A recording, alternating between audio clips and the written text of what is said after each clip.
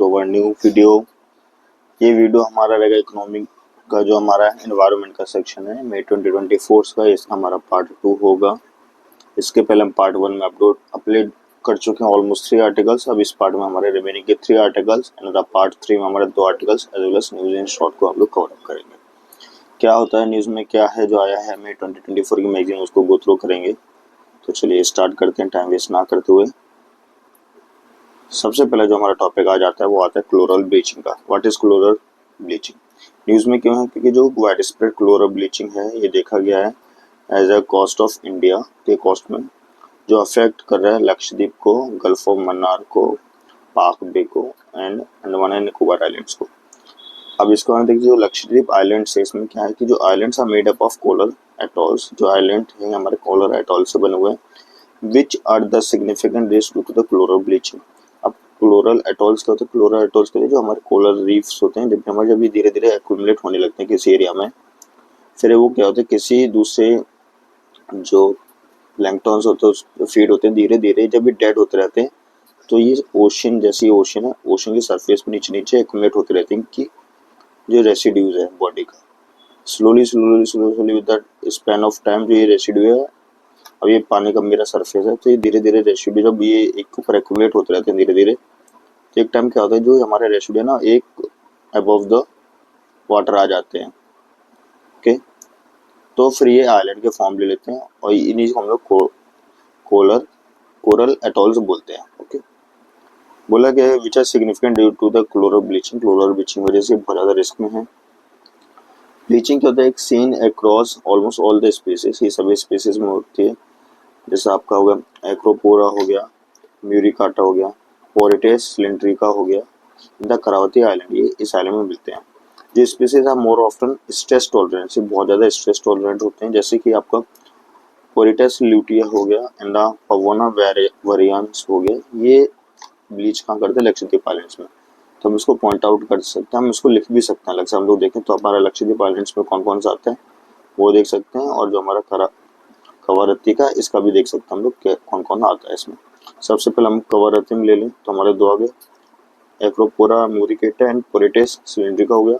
लक्षद्वीप में हो गया हमारा पोरिटेस ल्यूटिया हो गया एंड पवना वेरिएंस हो गया। लक्षद्वीप आइलैंड्स में होते हैं जो ब्लीच करते हैं। ओके, गल्फ ऑफ मन्नार में देखिए जो कोरल रीफ है गल्फ ऑफ मन्नार में, ये डेट्रॉइड हुए हैं क्योंकि इसमें combination of climates and anthropogenic factors हैं। इस वजह से इधर पे बहुत ज़्यादा इफेक्ट हो रहा है गल्फ ऑफ मन्नार में। जितने भी एंथ्रोपोजेनिक फैक्टर्स हैं, क्लाइमेटिक चेंज की वजह से बहुत ज़्यादा इफेक्ट हो रहा है। जो इधर पे कोरल कवर है गल्फ ऑफ मन्नार का, ये डिक्रीज कर गया है, जो कि पहले 37 हुआ करता था, अब जाके 27 हो गया 2005 से 2021 तक में। लाइक ऑलमोस्ट ये आपको जो टाइम पीरियड इसमें आ रहा है जो हमारा लाइक ऑलमोस्ट 16 ईयर्स में, ये बिल्कुल 10% कम हो गया। पाक बे में भी देखें जो एवरेज कोरल कवर है पाक बे में, ये 30% था 2007 में, अब जाके आपका 18% हो गया 2019 में। सेम गोवा का जो कोरल ब्लीच है स्टार्ट हुआ था and is limited to 1 species, सिर्फ इसमें एक ही स्पीसीज है जो कि गोनीपोरा बोला जाता है, वो इसमें आती है। अब देखो इंडिया के मैप में हम लोग देखें किस किस पार्ट्स में आता है। ये हमारा हो गया लक्षद्वीप एरिया में, पाक स्टेट में हो गया, अंडमान एंड निकोबार हो गया, तो हमारा अरेबियन सी हो गया ना, गल्फ ऑफ कच्छ हो गया। ये जो मेन एरिया जहाँ पे हमारा होता है। कोरल्स हैं क्या, अभी देख रहे हैं इसमें एक एक करके इन्फोग्राफिक्स को समझते हैं। कोरल्स क्या है? हमारा की स्टोन होता है मैरीन लाइफ के लिए। जो स्पीसीज होते हैं form due to the symbiotic relationship between polyps and the photosynthesis algae zooxanthellae. जो हमारा जूजेंथिलाई होता है एंड फॉल्प्स होते हैं, इसके बीच में एक सिम्बायोटिक रिलेशनशिप होता है इसका। ओके, साथ साथ में जो हमारे प्लांट्स होते हैं, जैसे आप देख पा रहे हो कोरल रीफ्स के प्लांट्स होते हैं, इस पे हमारे फीड्स डिपोर्ट्स होते हैं, जो हमारे फिश होंगे वो इस पे डिपेंड होते हैं, क्योंकि इसमें बहुत सारे स्मॉल जू प्लैंक्टन्स होते हैं जिसपे हमारे फिश डिपेंड होते हैं। लाइक जो आपका वाटर फूड चेन है उसमें माना जाता है इसको, वेरी बेसिक स्टेप। ओके, इसमें हमें गर्म पानी की जरूरत होती है, वार्म टेम्परेचर चाहिए होता है इसमें, 23 से 29 डिग्री सेल्सियस तक होना चाहिए, सलाइन होना चाहिए। वाटर आपका हो सकता है 32 to 42 पार्ट्स पर 1000। क्लीनर एंड शेलो वाटर होना चाहिए और इसमें अबंडेंट सनलाइट होनी चाहिए जो सर्वाइव कर सके इसमें। ओके, ये पाइवेटल हैबिटेट्स होते हैं, ये ऑफर करते हैं subsistence and shelter for the numerous aquatic species. Nutrition भी प्रोवाइड करते हैं ये कोस्ट में and serve storm cell events in the cyclones, thus they are called rainforest of the sea. अब विंड साइक्लोन्स कैसे करते हैं? सपोज ये आपका मैं आपको एक एग्जांपल देता हूँ। ये आपका ओशन हो गया, ओके, ये आपका लैंड एरिया हो गया।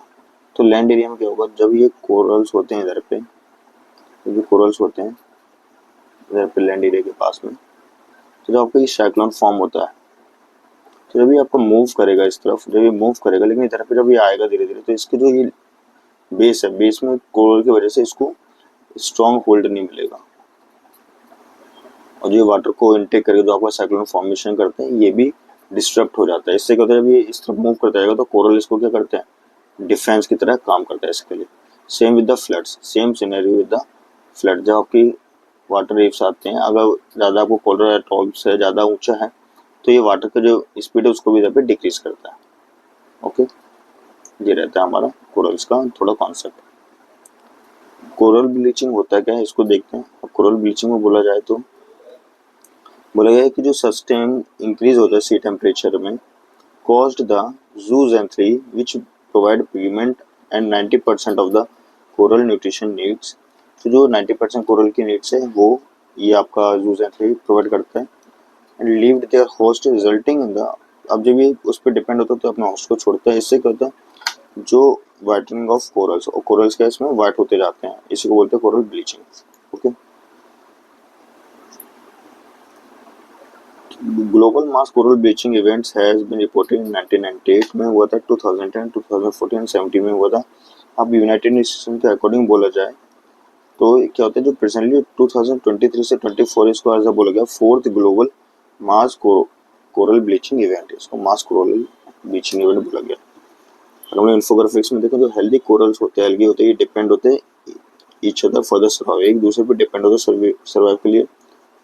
If stressed algae leaves the corals, अगर ये स्ट्रेस्ड एल्गी कोरल्स को छोड़ती है, ये देखो आपकी एल्गी है जो ये अगर कोरल्स को छोड़ के जा रही है, तो क्या होगा, coral is left bleached and vulnerable. फिर कोरल्स का होगा वो व्हाइट रह जाएगा, और ये जो आपको ग्रीन है पहले येलोइश होगा, फिर व्हाइट फॉर्म हो जाता है। इससे होगा ये इफेक्ट करता है। तो प्राइमरी रीजन होता है ब्लीचिंग, वो बोलेंगे कि जब सरफेस टेम्परेचर इंक्रीज होता है, तो इंक्रीज क्यों हो रहा है, ग्रीन हाउस गैसेस की वजह से इफेक्ट हो रहा है। ये क्या रेडिएट करता है हीट को एटमॉस्फेयर में, जिससे क्या होता है कि एक्सेस ऑफ विच जो है एब्जॉर्ब हो जाता है, ठीक है, और इससे क्या होता है, जो हमारा जो सी सरफेस टेम्परेचर है वो भी इंक्रीज करता है।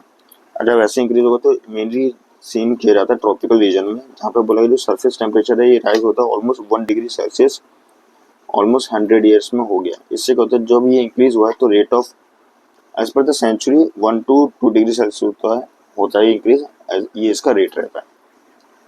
जब ये टेम्परेचर इंक्रीज होगा तो ग्रीन हाउस इफेक्ट की वजह से, गैसेस की गर्म होने की वजह से सी सरफेस टेम्परेचर भी गर्म होता है। मैरीन हीट वेव्स में क्या आता है, they lead to the exponential rise in sea surface temperature, जिससे क्या होगा, जो ज़ैंथेलाई होते हैं इनका एक्सपोजिशन होता है, ज़्यादा से ज़्यादा ये आपके ग्रो होते हैं, और क्या होता है, ज़्यादा से ज़्यादा फिर आपको कोरल ब्लीचिंग को क्रिएट करते हैं। एक अंडर वाटर सर्वे ने बताया कि जो 85% ऑफ कोरल्स हैं in the gulf of Mannar Tamil Nadu में, वो ब्लीच हो चुके हैं जब मैराइन हीट वेव आई थी 2020 की इस वजह से। एल नीनो भी इसका एक मेन कॉज रहता है, जब कुछ एरिया में जब हीटिंग होती है मैक्सिमम मीन टेम्परेचर से ज़्यादा due to the El Nino cause, तो इससे क्या होता है, कोरल में बहुत ज़्यादा स्ट्रेस क्रिएट होता है, जिससे ब्लीचिंग भी स्टार्ट हो जाती है। शिफ्ट होता है ओशन करंट्स का, जो चेंजेस आता है heating patterns of the land sea, salinity of the ocean water, wind patterns में, इससे क्या होता है, ओशन करंट शिफ्ट होता है, जिससे क्या होता है, जो चेंजेस हो रहे हैं सी सरफेस टेम्परेचर के, वो इम्पैक्ट करते हैं कोरल्स के सर्वाइवल पे भी। ओशन एडिफिकेशन भी जोड़ा गया इसमें एक वर्ड। ओशन एडिफिकेशन क्या होता है, जब इससे क्या होता है, जो एक्सपल्जन होता है ज़ूज़ैंथेलाई का, जो कोरल ब्लीचिंग कॉज करता है।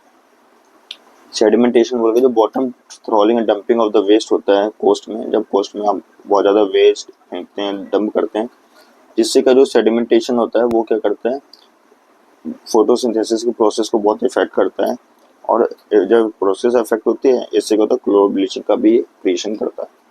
ओके,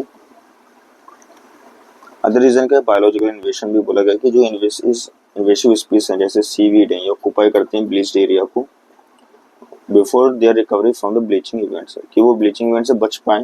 जैसे मान लो कोई ब्लीच हो रहा है, तो ब्लीच हो रहा है, कोई पार्ट्स है, कोई प्लांट है, वो ब्लीचिंग प्रोसेस में आ रहा है, हम उसको रिकवरी भी करना चाह रहे हैं, लेकिन उस पर क्या, जब ये थोड़ा बिल्कुल इसमें न्यूट्रिशन कम है, डेड होने वाला हूँ, इसके पहले ही हमारे कोई जो सीविड्स होंगे वो इस पर फीड करने लगेंगे। और क्या होगा, जब ये सीविड्स फीड करते हैं तो ये ठीक नहीं हो पाते हैं, फिर वो उसी पोजीशन में कंटिन्यू होते रहते हैं, फिर आगे बढ़ते जाते हैं। इससे क्या होता है, जो आउटब्रेक हो जाता है crown of the thorn starfish and responsible for the extensive loss of reef building corals. जब जो जो हमारा बोल गया क्राउन ऑफ थॉर्न्स, जो स्टारफिश हैं, ये रिस्पॉन्सिव होते हैं और एक्सटेंसिव लॉस करते हैं हमारे रीफ बिल्डिंग कोरल्स का द ग्रेट बैरियर रीफ में। जो इन्वेसिव एक्सोटिक एल्गी है, जिसको हम बोलते हैं कैपिफेसस एल्वेजी, ये थ्रेट है गल्फ ऑफ मन्नार रीजन में। तो इसको भी हम पॉइंट आउट करेंगे, ये क्यों थ्रेट है। ये as well the crown of thornfish, ये बहुत ज़्यादा थ्रेट होते हैं गल्फ ऑफ मन्नार रीजन में, जो क्रिएट करते हैं ये तीनों चीज़ें। फिर आता है हमारा xenobiotics में क्या आता है, जो ज़ैंथली है, ये occurs during the explosion of the coral reliefs, concentration of various chemical contaminants, बहुत सारे वेरियस कंटामिनेशन होता है इधर पे, और जैसे कि कॉपर हो गया, हेर्बिसाइड्स एंड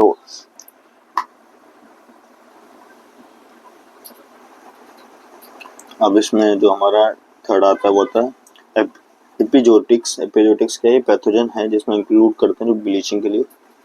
ये different from other source of bleaching होता है, लेकिन जो most coral diseases cause patchy और होल कॉलोनी डेथ, या तो बिल्कुल पैची पैची हो जाएगा इससे, और या तो पूरी कॉलोनी डेथ हो जाएगी, जिससे जो सॉफ्ट फिश है वो स्लॉटिंग खत्म हो जाते हैं धीरे धीरे, एंड रिजल्ट हो जाता है बिल्कुल वाइट स्केलेटन बचता है इसमें।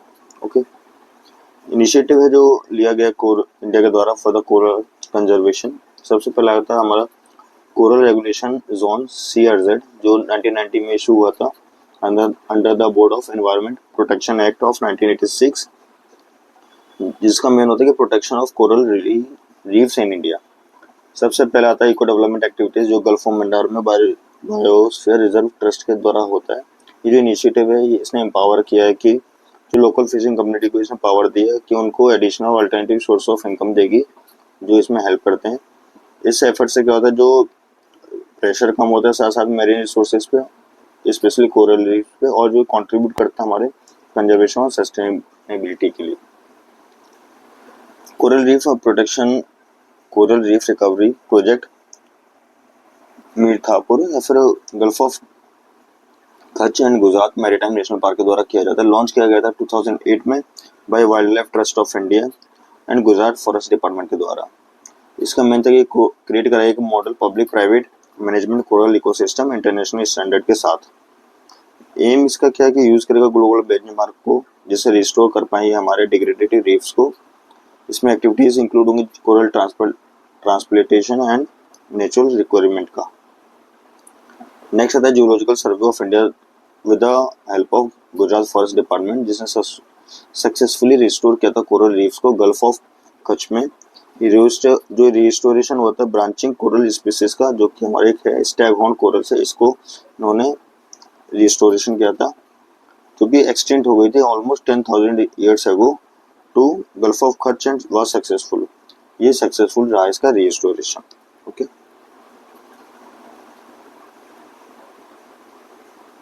फिर आता हमारा eco development activity of Gulf of Mannar and the reserve trust, ये तो हो ही चुका है हमारे। नेक्स्ट आता हमारा वे फॉरवर्ड क्या होना चाहिए इसमें, उसको देखते हैं हम लोग। वे फॉरवर्ड क्या होता है वो देखना चाहिए हमें। सबसे वे फॉरवर्ड है कि हमें काउंटर करना होगा कोरल ब्लीचिंग को काउंटर करना होगा। इसमें मल्टीलेटरल कोऑपरेशन होंगे और पॉलिसी बेंचमार्क्स होंगे। सबसे पहला हमारा जो आएगा वो होगा multilateral cooperation in policy making, use of biotechnology and long term structural efforts, ये रहेंगे।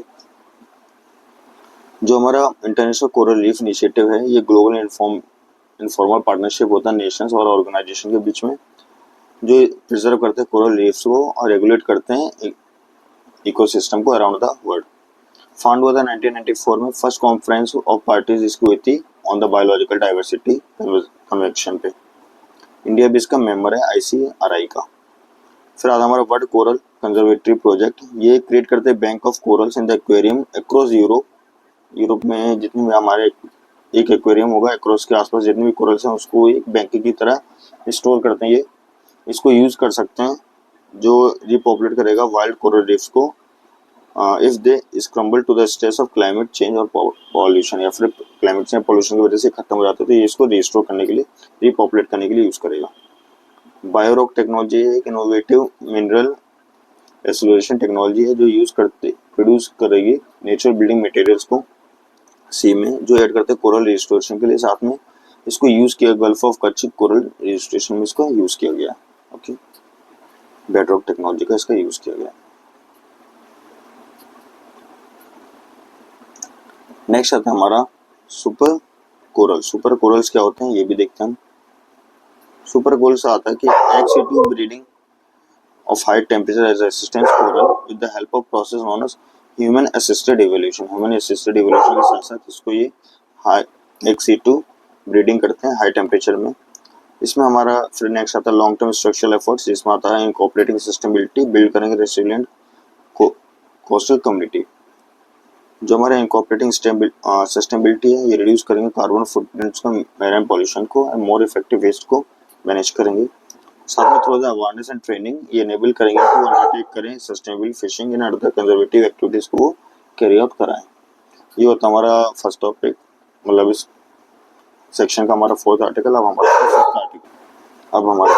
आर्टिकल जिसको हम कवर करेंगे तो हो चुका है। अब हमारा ये टॉपिक जो है international arrangement on forest IAF, इसको देखते हैं ये क्या है। Okay, so first of all बोला जाता है न्यूज़ में क्यों है कि जो बोल 19th सेशन हुआ था United nation forum on forest, जो हमारा UNFF है, इसका एक 19th सेशन हुआ था on the basis of under the international arrangement on forest.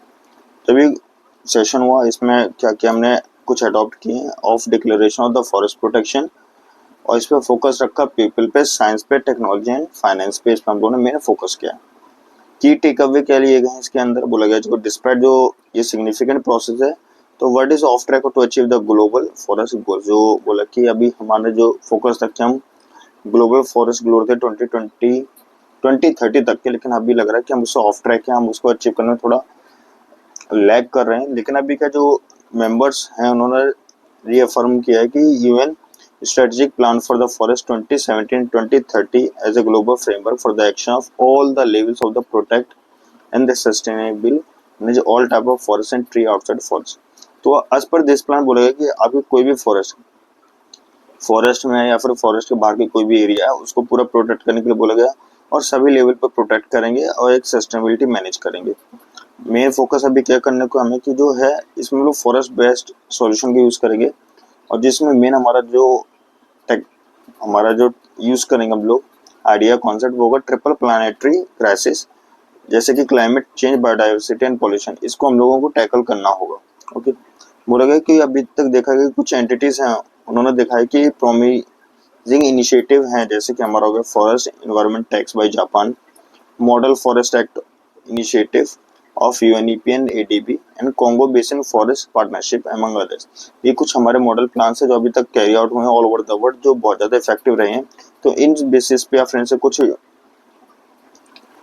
लेके हम लोग हेल्प या फिर इनके साथ मिल के कोलैब करके ऐसे डेवलपमेंट भी कर सकते हैं, या इनसे कुछ समझ के।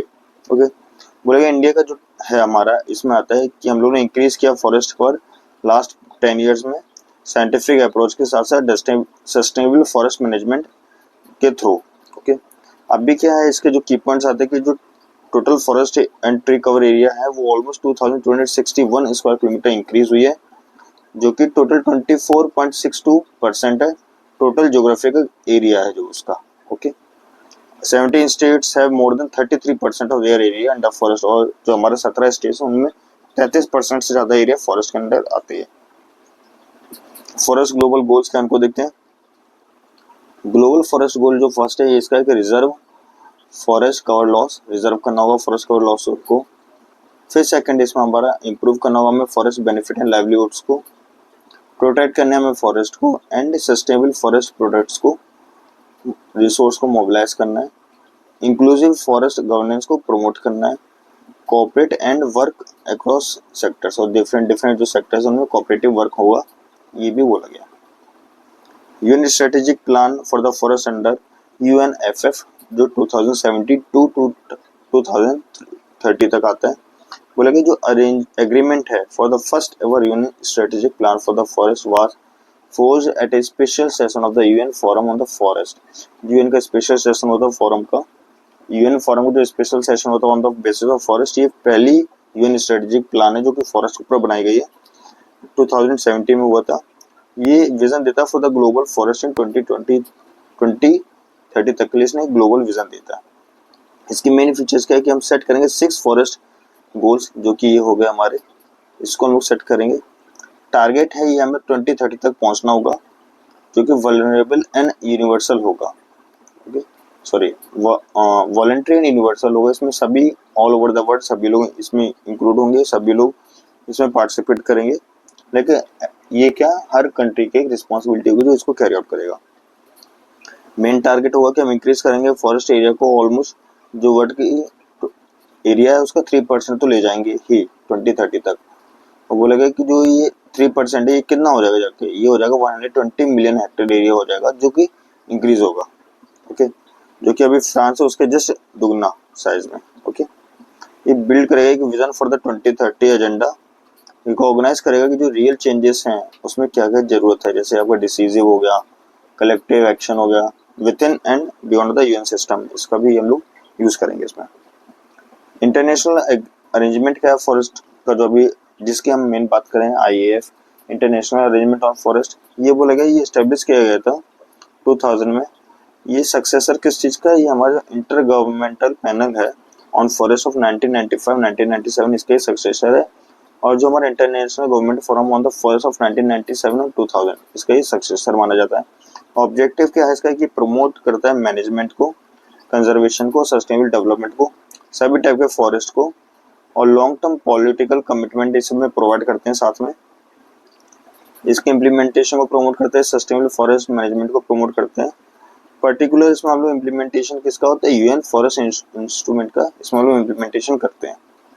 इन्हें और कंट्रीब्यूशन बढ़ाते हैं फॉरेस्ट का पोस्ट 2015 डेवलपमेंट एजेंडा, जो हमारा 2015 से पहले का डेवलपमेंट एजेंडा था, उसके बेसिस पर हम इसके कंट्रीब्यूशन को ज़्यादा से ज़्यादा बढ़ाते हुए जाते हैं। हम लोग जो इंटरनेशनल कोऑपरेशन को, पब्लिक प्राइवेट पार्टनरशिप को, क्रॉस सेक्शनल कोऑपरेशन को साथ हम लोग एक साथ मिलकर हम लोग बढ़ाते हैं। इसको जॉइंट वेंचर रहता है, बोल सकते हैं कि साथ में मिलकर इसको बढ़ाते हैं हम लोग, स्ट्रेंथन करते हैं हम लोग फॉरेस्ट गवर्नेंस फ्रेमवर्क को, और ये इम्प्लीमेंटेशन के जरिए इसको हम लोग ज़्यादा से ज़्यादा यूज़ करते हैं। हम लोग मेन क्या है इसमें, जो फॉरेस्ट गवर्नेंस फ्रेमवर्क है इसके ज़्यादा से ज़्यादा हम लोग इम्प्लीमेंट करते हैं। 5 कंपोनेंट क्या है हमारे, ऑब्जेक्टिव आ गए, अब कंपोनेंट देखते हैं कि यूनाइटेड नेशन फॉरेस्ट फोरम है जो एस्टेब्लिश किया गया था 2000 में, ये फंक्शनल कमीशन है for the UN economic and social council के द्वारा एक फंक्शनल कमीशन है। इसका एम होता है कि प्रमोट करेगा मैनेजमेंट को, कंजर्वेशन और सस्टेनेबल डेवलपमेंट को प्रमोट करेगा सभी तरीके के फॉरेस्ट के लिए। इसकी मेन फंक्शन जो इंक्लूड आता है वो आता है कि फैसिलिटेट करना में सस्टेनेबल फॉरेस्ट मैनेजमेंट को, कंटिन्यू करेंगे ऐसे पॉलिसी डेवलपमेंट को, डायलॉग्स को जो डिफरेंट डिफरेंट गवर्नमेंट के बीच में या फिर इंटरनेशनल ऑर्गेनाइजेशन के बीच में हो। हम लोग पॉलिटिकल कमिटमेंट को स्ट्रेंथन करेंगे, मैनेजमेंट को बढ़ाएंगे, कंजर्वेशन को बढ़ाएंगे, sustainable development of all type of the forest का हम लोग बढ़ाएंगे, ये करेंगे। इसमें हम लोग करेंगे कोलैबोरेटिव पार्टनरशिप होगा फॉरेस्ट का, ये इनोवेटिव वॉलंटरी, जो हमारा कोलैबोरेटिव पार्टनरशिप होगा फॉरेस्ट का, ये बोला इनोवेटिव होगा, वॉलंटरी होगा, और ये हमारी जो पार्टनरशिप होगी इंटरजेंसी होगी ऑन द फॉरेस्ट, जो एज पर द 2001 एस्टेब्लिश है। ये एनहेंस करेगा कंट्रीब्यूशन सभी तरीके के फॉरेस्ट के लिए, और ऐसे फॉरेस्ट के लिए जो आउटसाइड फॉरेस्ट हैं, ऐसे ट्रीज के लिए भी 2030 तक। एजेंडा होगा सस्टेनेबल डेवलपमेंट का and other internationally agreed development goals का भी इसमें मेन एजेंडा रहेगा। ये कंपाइल करते हैं, इसमें 16 इंटरनेशनल ऑर्गेनाइजेशन होती हैं, जैसे IUCN हो गया, CITES हो गया, FAO हो गया, ये इसमें रहती हैं।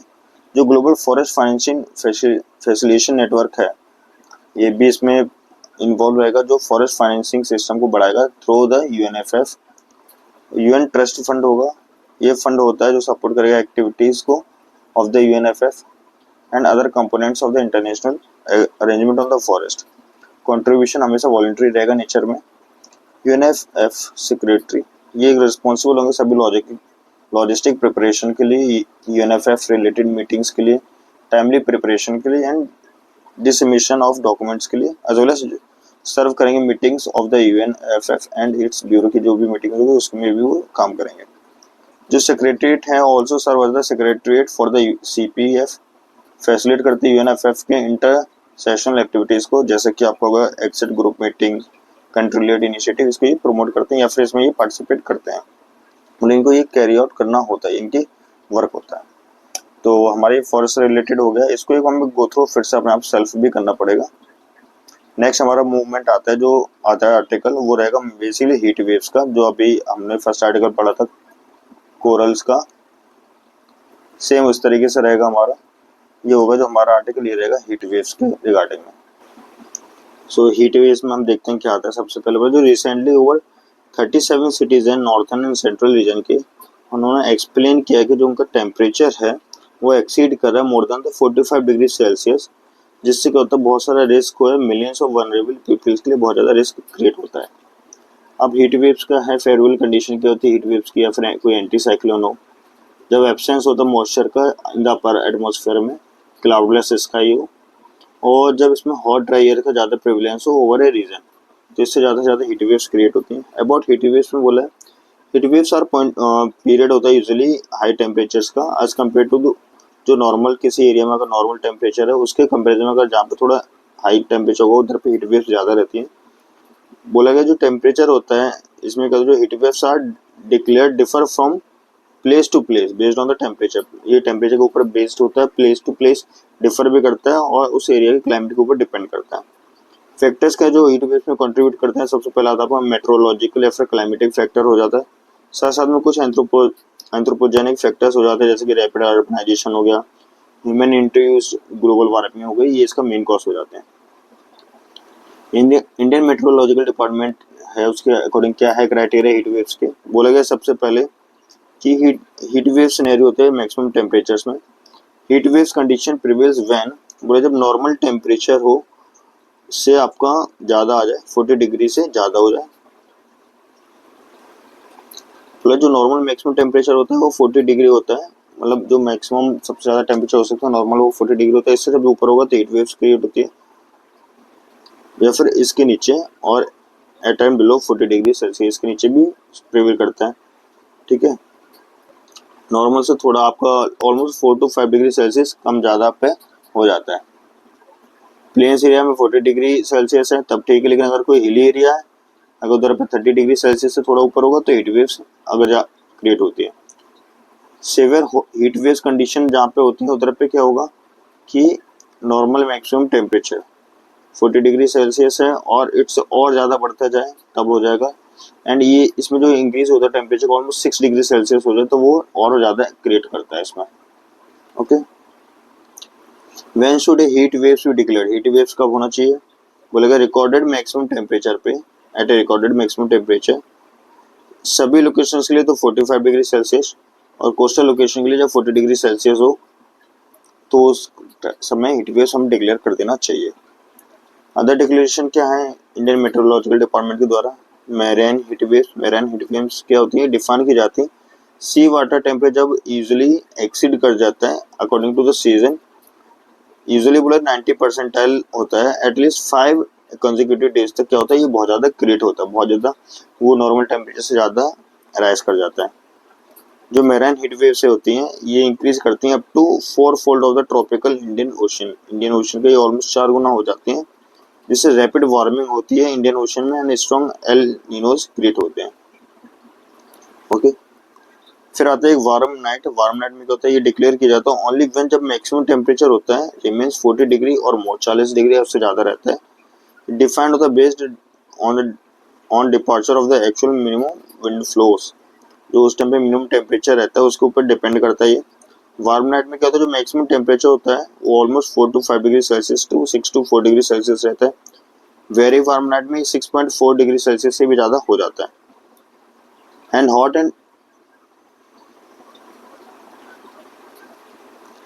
हॉट एंड ह्यूमिड वेदर में बोला जाए जब बहुत ज़्यादा ऑब्जर्व करते हैं हम लोग मैक्सिमम टेम्परेचर ओवर ए स्टेशन, जबकि 3 डिग्री सेल्सियस है नॉर्मल तब तो रहता है, लेकिन जब इससे ज़्यादा होता है तो ये हॉट एंड ह्यूमिड वेदर में थोड़ा हीट क्रिएट करने लगता है और नॉर्मल रिलेटिव ह्यूमिडिटी इस टाइम पे बनी रहती है। इसको हम लोग hot and humid weather consider करते हैं। जो मेरन हीट वेव है उसका फॉर्मेशन कैसा रहता है, अब सपोज ये सन है, सन से जो सोलर हीटिंग होती है इसमें क्या होता है, हमारा स्ट्रॉन्ग जो ऊपर का वार्म वाटर है नीचे कोल्ड वाटर इससे मिक्स होगा जब इवेपोरेशन क्रिएट होगा ज़्यादा, तो जो लॉन्ग वेव रेडिएशन होता है ये बहुत ज़्यादा क्रिएट करेगा और क्लाउड्स आपके with the help of wind direction move करते हुए जाते हैं।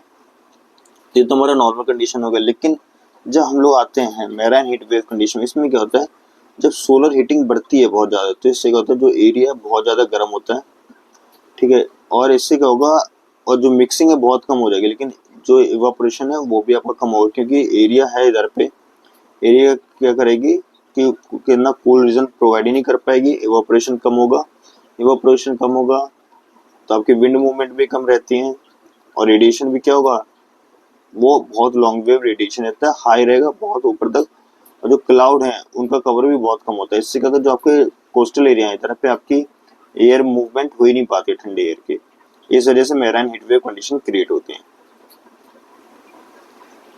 इफेक्ट क्या हीट वेव्स के ऑन ह्यूमन हेल्थ में बोला कि हीट क्रैम्प्स आते हैं, जैसे कि आपका इसको डरना बोलते हैं, स्वेलिंग या सिंकोप्स हो जाएंगे, फेंटिंग हो जाएगा आपका, बोलते बेहोश हो जाना, स्वेलिंग आ जाना, या फिर फीवर हो जाता है, ऑलमोस्ट 102 डिग्री फ़ारेनहाइट तक पहुंच जाता है। हीट एग्जॉस्शन और हीट स्ट्रोक हो जाता है। बॉडी टेम्परेचर जो है हमारा 194 डिग्री सेल्सियस हो, और इससे ज़्यादा होता है, more along with delirium, seizure या फिर कोमा भी क्रिएट हो जाता है। अकॉर्डिंग टू द IMD जो बिटवीन 2000 एंड 2020 जो almost 10,000 people lost their life due to heat waves, almost 10,000 से लोगों की ज़्यादा लाइफ जा चुकी है due to heat waves. Environment के बेसिस पे देखें ये इंक्रीज करता है एनर्जी डिमांड का, क्योंकि इसमें कूलिंग अपैरेटस का ज़्यादा से ज़्यादा यूसेज होता है। वाइल्ड फायर और ड्रॉट की कंडीशन भी हो जाती है, हीट वेव्स ट्रिगर करते हैं बहुत ज़्यादा ड्रॉट्स को और वाइल्ड फायर्स को भी, साथ साथ में एयर क्वालिटी को वर्सन करते हैं, पॉल्यूशन क्रिएट करते हैं। जो हीट वेव्स होता है ये आपकी वाइल्ड फायर क्रिएट करेगी, डिजर्ट डस्ट बनाएगी, जिससे क्या होगा, जो आपकी एयर क्वालिटी को बहुत ज़्यादा गंदा कर देती है किसी रीज़न का। सॉइल मॉइस्चर में कमी आती है, जब हीट वेव्स कॉज होती है तो इससे सॉइल मॉइस्चर का वो इवापोरेट होता है बहुत ही जल्दी जल्दी, जिससे क्या होता है, ये इम्पैक्ट करते हैं प्लांट की ग्रोथ को और ओवरऑल सॉइल हेल्थ को भी ये इम्पैक्ट करते हैं। इकोनॉमी और सोसाइटी बेसिस पे देखें, जो हमारी प्रोडक्टिविटी है उसमें कमी होती है। As per the economic United Nation Economic and Social Commission for Asia and the Pacific study बोलेगा, इंडिया एक्सपेक्ट करता है कि वो लॉस करेगा almost 5.8% of daily working hours due to rising temperature by 2030 तक बोलेगा कि ऑलमोस्ट कि पर डे अराउंड हमारा 5.8% वर्किंग आवर्स कम हुई, क्योंकि अगर ज़्यादा गर्मी होगी तो ज़्यादा काम करने की क्षमता कम होती है। माइग्रेशन इंड्यूस हो सकता है जब हीट वेव्स इफेक्ट करेंगे डायरेक्टली, जिससे कि जो वल्नरेबल सेक्शन है सोसाइटी के they are force to migrate, वो माइग्रेट करेंगे एक रीजन से दूसरे रीजन जहाँ पे उनको ज़्यादा ठंडक एरिया मिले या फिर ठंडा एरिया मिले। इस वजह से अफेक्ट करेंगे क्रॉप प्रोडक्टिविटी को, लाइव स्टॉक्स को। जो टेम्परेचर है जब डायरेक्टली आपका रेस करेगा या अफेक्ट करेगा यील्ड्स को, प्लांट्स को, साथ साथ में जो लाइव स्टॉक है वो भी ज़्यादा से ज़्यादा हमें इसमें दिक्कत आएगी, क्योंकि हमारे पास जो प्लांट्स हैं उनकी प्रोडक्टिविटी कम होगी और फूड सिक्योरिटी भी कम रहेगी। इनिशिएटिव क्या है जिससे हम लोग हीट वेव्स को मिटिगेट कर सकते हैं? सबसे पहले जो हमारा आता है वो आता है हमारा national guidelines for heat waves management. कि इसमें क्या ये जो डेवलप किया गया हमारा NDMA के द्वारा, ये गाइड करता है स्टेट्स को और अदर स्टेक होल्डर्स को हीट वेव्स के टाइम पर हमें क्या करना चाहिए। एक्शंस जो लिए जाते हैं इंडियन मेट्रोलॉजिकल डिपार्टमेंट के द्वारा कि हमें अर्ली वार्निंग देते हैं ऐसे सिस्टम को, जो इंटर एजेंसी है वो इसके साथ कोऑर्डिनेशन करती है, जो कम्युनिकेट करते हैं हीट वेव्स अलर्ट्स और वार्निंग्स हम लोग देते हैं। कलर कोड्स होते हैं हीट वेव्स के डिफरेंट जगह पे आज पर द IMD। सबसे पहले जब ग्रीन कलर आता है तो इसको नॉर्मल डे बोला जाता है, येलो को हीट डे, ऑरेंज को severe heat alert of the day, red को हम लोग एक्सट्रीम हीट और अलर्ट ऑफ द डे बोलते हैं। टेम्परेचर हमेशा नॉर्मल रहेगा ग्रीन कलर में। येलो कलर में जो हीट वेव कंडीशन होती है और आइसोलेटेड एरिया में होते हैं, ऑलमोस्ट सिर्फ 2 दिन तक रहते हैं ये। ऑरेंज एरिया में क्या होता है, सीवियर हीट वेव कंडीशन हो जाती है, 2 दिन तक रह सकती है, और हीट वेव्स ऑलमोस्ट 4 दिन से और उससे भी ज़्यादा हो सकते हैं। रेड एरिया में होता है, ये परसिस्ट करती है मोर देन 2 डेज। और इसमें क्या जो total number of heat is divided by severe heat days exceeding 6 days, तो ऑलमोस्ट 6 दिन से भी ज़्यादा इसमें क्रिएट कर सकती है हीट, ये जनरेट कर सकते हैं। हीट एक्शन प्लान है स्टेटेड किया था IMD द्वारा with the collaboration of NDMA and local health development around, इसमें 28 स्टेट से जो हीट वेव्स के प्रोन थे इस टाइम पे। वर्क आवर को रिस्केड्यूल करने को बोला गया कि जो सेंटर उसने इशू की एडवाइस है कि स्टेट को वो रिस्केड्यूल करें अपने वर्क आवर्स को फॉर द वर्कर्स और लेबर्स के लिए अक्रॉस सेक्टर्स, जिससे उन्हें हेल्थ हजार्ड से बचाया जा सके। वे फॉरवर्ड में क्या है कि मिटिगेशन मेजर्स होंगे जो लिए जाएंगे।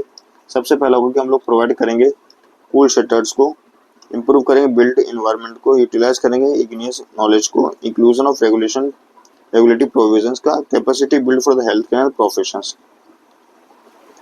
प्रोवाइडिंग कूल सेंटर्स होगा कि सिमिलर टू साइक्लोन एक डिजास्टर रिलीफ सेंटर होंगे, पब्लिक कूलिंग सेंटर्स होंगे जो बनाए जाएंगे जहाँ पे लोग जाके आराम से एक्सट्रीम हीट में अपने आप को ठंडा रख सकें, जैसे कि बार्सिलोना, पेरिस, रोटरडैम में आते हैं। ओके, इम्प्रूवमेंट करेंगे हम लोग इन्वायरमेंट में, जिससे क्या होगा जो मोर हीट रेजिलिएंट होगा हमारे साथ, मतलब हम चीज़ों को बहुत ज़्यादा हीट रेजिलिएंट बना सकते हैं।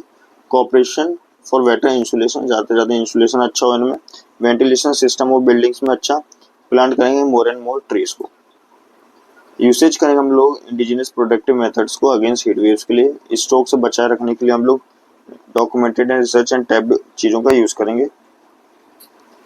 एग्जांपल्स में कि हम लोग मैंडेटरी रखेंगे सभी कंपोनेंट, जैसे कि आपका पैसिव वेंटिलेशन हो गया, कूल रूफ टेक्नोलॉजी हो गया, इसका यूज़ करेंगे। बिल्डिंग बायलॉज का यूज़ करेंगे जिससे थर्मल कंफर्ट बना रहे। Capacity building for the health care profession की एक लोकल लेवल पर हम रिकॉग्नाइज करेंगे और रिस्पॉन्ड करेंगे हीट रिलेटेड इलनेस के लिए। हम लोग लोकल लेवल पर हम लोग हेल्थ केयर प्रोफेशंस का यूज़ करेंगे इसमें। अब आता है हमारा next topic fire safety regulations. तो इस वीडियो में अभी हम लोग इसी टॉपिक तक कवर अप करेंगे। अब हमारे 2 आर्टिकल्स बचते हैं, फायर सेफ्टी का एंड वन मोर।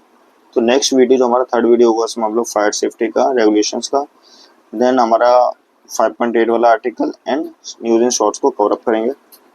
तब तक के लिए आप इसको कवर अप करिए, बाकी जितना हम लोग ने अभी तक कंप्लीट किया है वीडियोस को उनको गो थ्रू करिए एंड रिवीजन करिए।